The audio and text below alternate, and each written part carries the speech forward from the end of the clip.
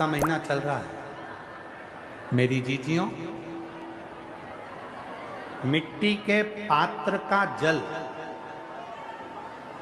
मिट्टी के पात्र का जल, कोई मटकी हो, मटकी नहीं हो तो कोई दिया हो, कोई कुल्हड़ हो, उसमें जल भर कर रखो पूरी रात। सुबह उस जल को थोड़ा सा लेकर जाओ और शिव जी को समर्पित करो।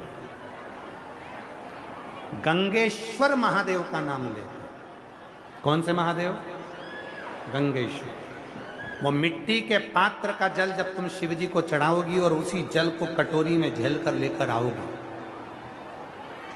उसी जल को जब तुम कटोरी में झेल कर लेकर आओगे, जिनकी आंखों में रोग हो जाता है, श्रवण शक्ति में रोग हो जाता है, जिनके फेफड़ों में से सांस लेने में आवाज आती है खरखराहट की, जिनकी नासिका का स्वर बंद रहता है, कोई ना कोई स्वर उसके बंद ही रहते हैं नासिका के, उस व्यक्ति को यदि बैसाख के महीने में मिट्टी के पात्र में रखा हुआ रात्रि का जल गंगेश्वर महादेव के नाम से शिव जी को चढ़ाया जाता है और वही जल को उस व्यक्ति को पिलाया जाता है, तो नेत्र, श्रवण, नासिका और जो फेफड़ों में से खरखराहट की आवाज आती है वो धीरे धीरे अपने आप बंद होना प्रारंभ हो जाती है। गंगेश्वर।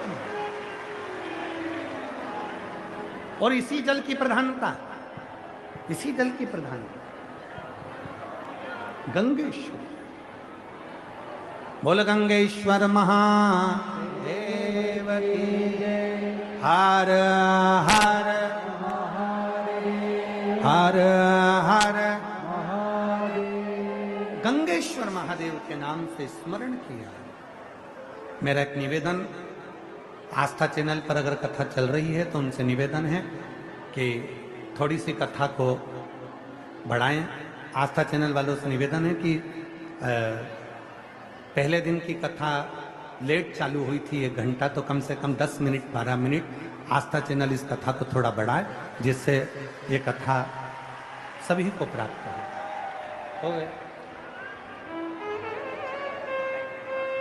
बहुत बहुत साधुवाद है। आस्था चैनल वालों से जो निवेदन करा उनने स्वीकार करा।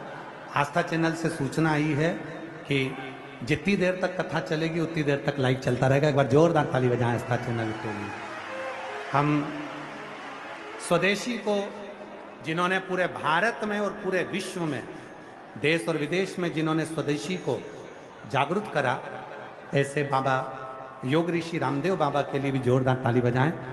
उनके लिए भी साधुता है जिन्होंने इस कथा को, आज 6ठे दिन की कथा पूरे दिल्ली वालों के लिए गिफ्ट के रूप में कि थोड़ी देर जब तक चले, जब तक लाइव चल जाए। शिव तत्व शंभु हर हर। तेरी कृपा जब तक मांगा है भोलेनाथ से वरदान। तो मिट्टी का बर्तन यदि तुम्हारे पास नहीं है तो घर में अगर कोई दीपक भी हो, मिट्टी का दिया भी हो, मिट्टी का दिया, तो उसको पात्र में उसको डाल के रख दो। उसका भी जल यदि शिव जी को चढ़ाएंगे, मिट्टी खास तौर से जरूरी है, मिट्टी के पात्र में जल भरा हो और वो जल शिव जी को स्मरण, वो जल मिट्टी का दिया में जल भर दो, या मिट्टी का कोई पात्र हो उसमें जल भर दो, वो जल काम कर।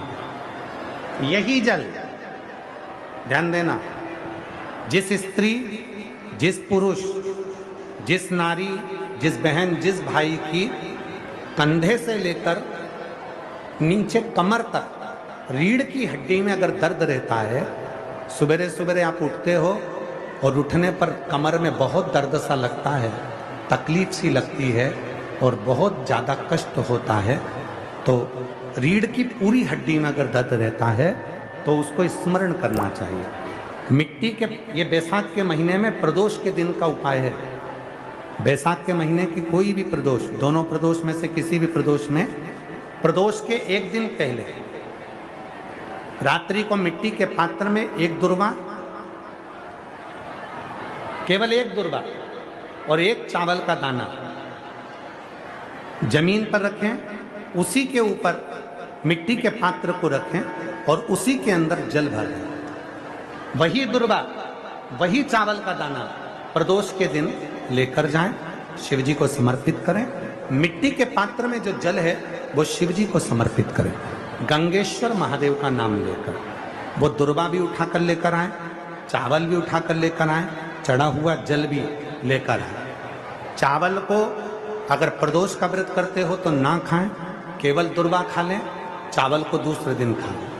अगर प्रदोष का व्रत नहीं करते हो तो चावल पहले खाएं, फिर दुर्वा खाएं और रात्रि को सोने से पहले वो जल थोड़ा सा आचमन करें। उसी जल को डब्बी में भरकर रख लें। 7 दिन तक उसी जल को थोड़ा थोड़ा आचमन करते रहें। आप सवेरे सवेरे उठोगे तो आपकी ये कमर का पूरा दर्द अपने आप धीरे धीरे धीरे धीरे समाप्त होते चलेगा। पर शिव जी का नाम स्मरण रखिएगा। कौन से महादेव? जम के बोलो जरा, गंगेश्वर महादेव। बोल गंगेश्वर महादेव की।